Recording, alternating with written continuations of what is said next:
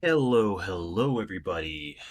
Zakar here with another build guide video for you guys. We're going to be looking at some of the changes that happened with Druid in 0.8.4, specifically with the Spriggan form. A lot of things changed, a lot of things happened, and it's pretty awesome. I've been playing with the class, a lot of awesome things, also lots of awesome interactions that are new, and definitely feels like a very improved class. Um, Recently played in the Vision GL tournament, and we had to use one of the transforms, and this is how I came up with this build, the Root Spam Spriggan. And if you guys don't know about the tournaments, they're hosted by Vision GL. You can go find out more about them or find out more about him at twitch.tv/VisionGL. Please go check it out and come participate. Um, with this build, uh, pretty much the gist of it, it's a build that is essentially utilizing the healing totems in Spriggan form to spam cast and get Veil Spirits, so that way we can spam somewhat Entangling Roots while in Spriggan form and take advantage of that 90% more damage multiplier. And also, we get a lot of sustain from the healing totems. We are able to rate sustain while in form. We're able to use the totems as kind of a taunt mechanic as well. We're able to ensnare enemies and pretty much get out of any trouble. There's a lot of defensive benefits and a lot of offensive benefits with this build that makes it great for monolith running, arena, and all sorts of things. My build is nowhere near min-maxed and still does great. You'll see that and in the gameplay and as I'm going through the build. But let's go ahead and get started. Check this all out. So first we have the skills, and the first skill we're going to look at is Spriggan Form. And with this skill, essentially before you even use it, or um, to make sure that you're using it effectively, you want to ensure that you have at least 1 point all the way in Veiltide so you can cast Entangling Roots, and then also some points in Cycle of Life so we can get those Veil Spirits and not have to rely on Spirit Thorn, because this takes far too long. And then also you're going to want to come down and get the spike totems so that our thorn totems get, or healing totems get the thorn totem tree, and that we always summon 3 totems so that way we can maximize our chances of getting these Veil Spirits to cast Entangling Roots. And once you have those, the build is ready to go and run. And then you can max those out, and after you've maxed those out, then you can grab Hunter's Bane, or you can grab it a little earlier if you feel like, to get the ranged thorn attack for vines. That way they can apply poison stacks from a distance as well as with our thorn totems. And we will be applying quite a bit. So after that, I'll go over Thorn Totem, and in this skill, we're going to want to get Memories of Eterra for the mana gain, which allows us to rate sustain while in form, so we never have to drop.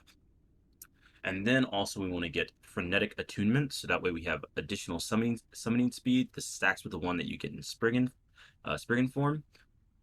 And so it allows our thorn totems, or healing totems rather, to be summoned at a very rapid rate and allows us to get those Veil Spirits pretty quickly.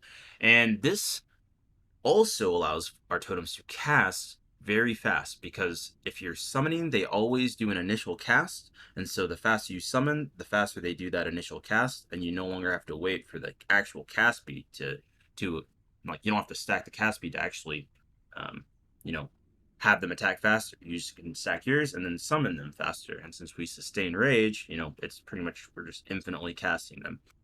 Once you have that, you want to grab the poison chance, the poison duration, and also I grab this Nightshade Briar for hit damage per poison, which is pretty nice. It doesn't really do much, but hey, whatever helps.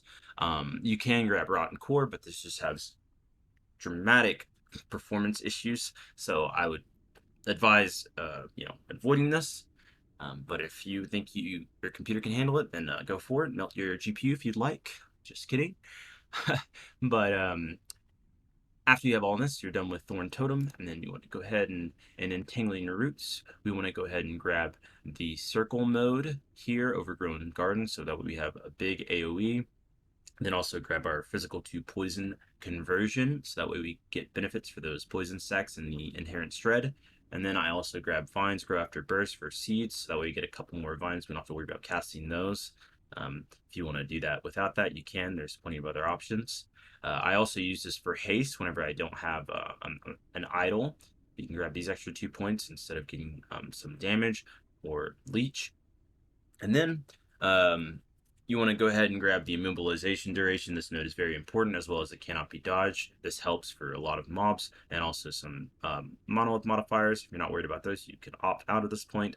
And then finally getting the damage here, and then spending any extra points to also get damage, or just get some health leech if you need the extra sustain.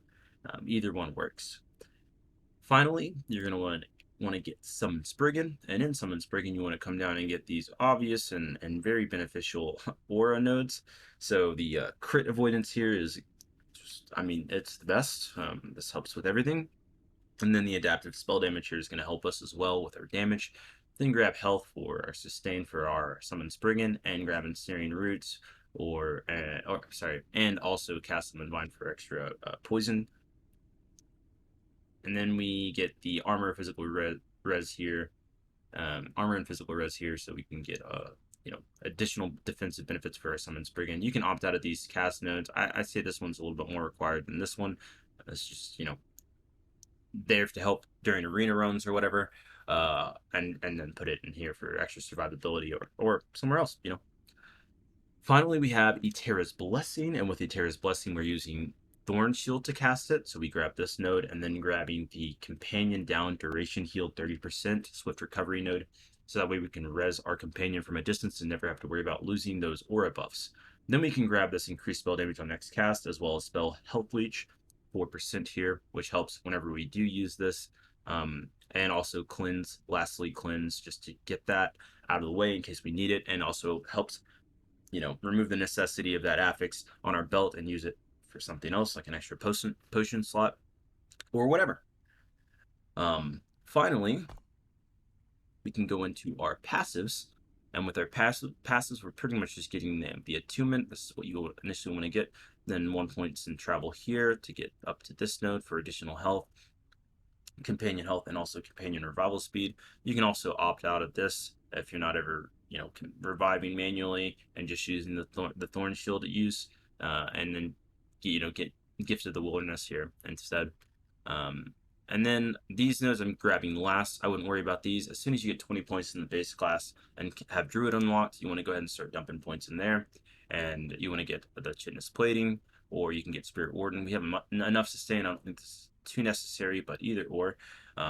Then the attunement here, we get poison chance for our vines with attunement, so just get attunement everywhere. And also we get crit avoidance. Then we can get the poison damage till we can get Focused Wrath.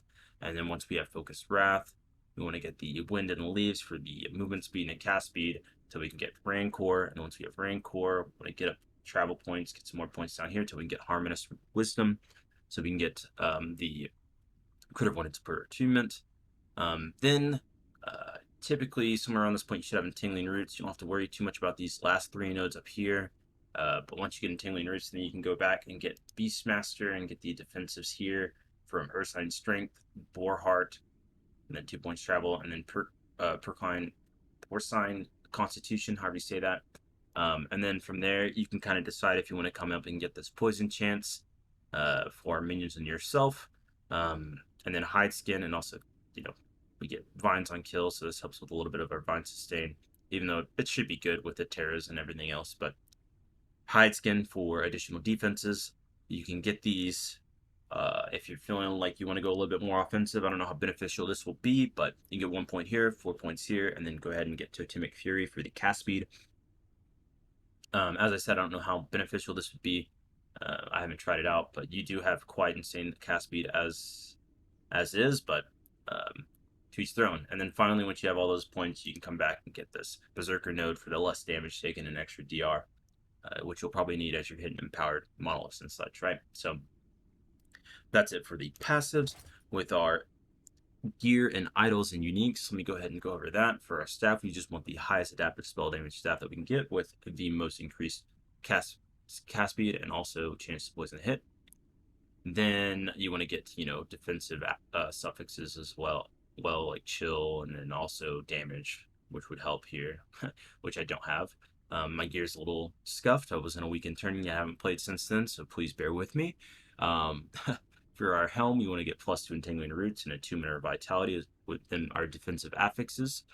Serpent's Milk is a really good unique for our amulet that we can use, and this is going to help get those poison stacks on there so we can get that inherent poison shred and do more damage with our Entangling Roots.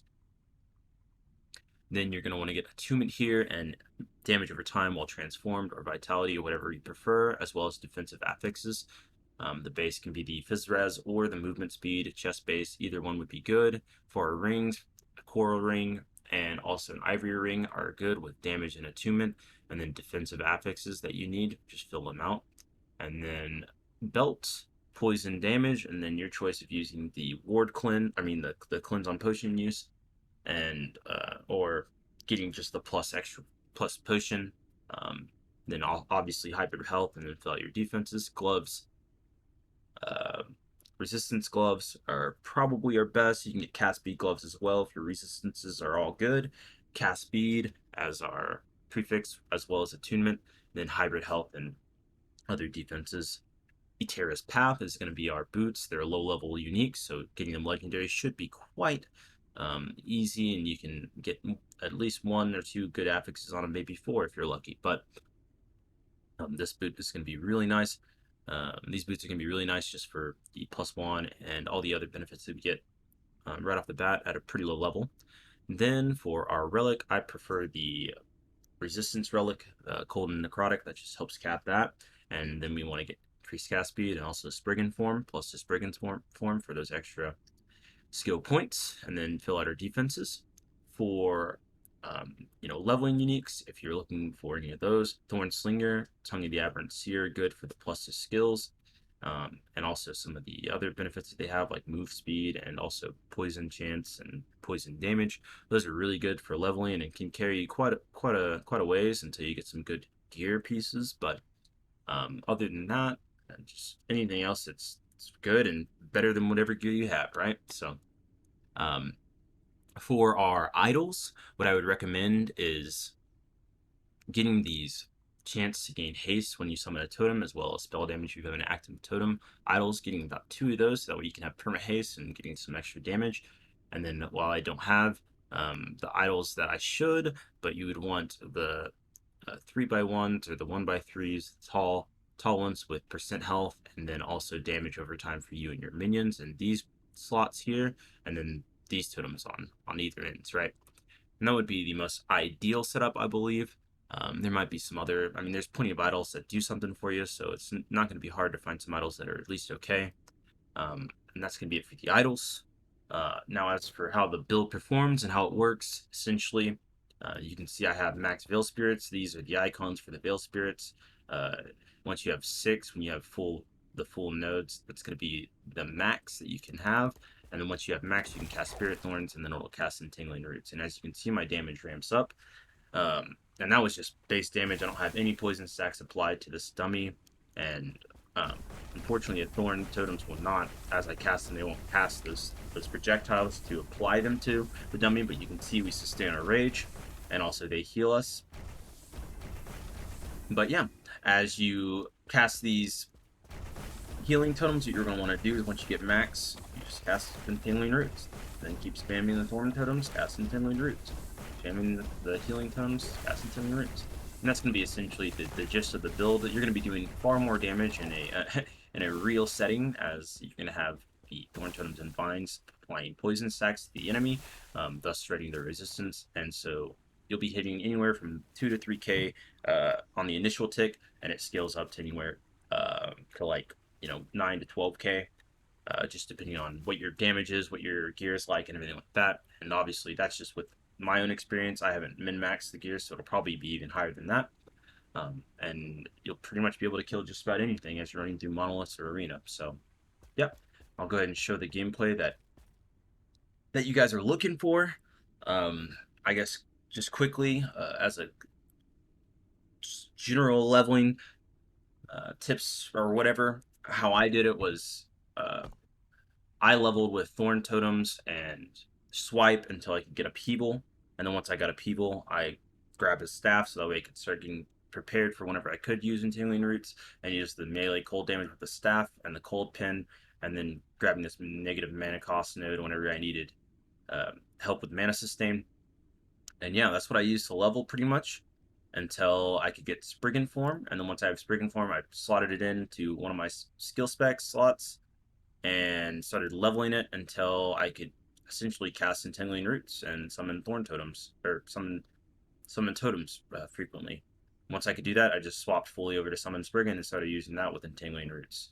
And you can use it without being, having it unlocked to spec in, but obviously having it unlocked to spec in is going to be a little bit easier to use than that way you can get more damage out of it than just to summon Spriggan. But you already get 90% more damage here, so it'll work out if you're able to put points here.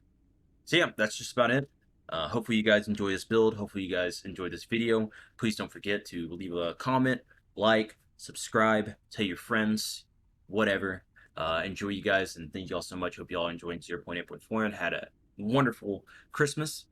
Going into the new year, hope you all have a great time. Thank you all once again, and peace.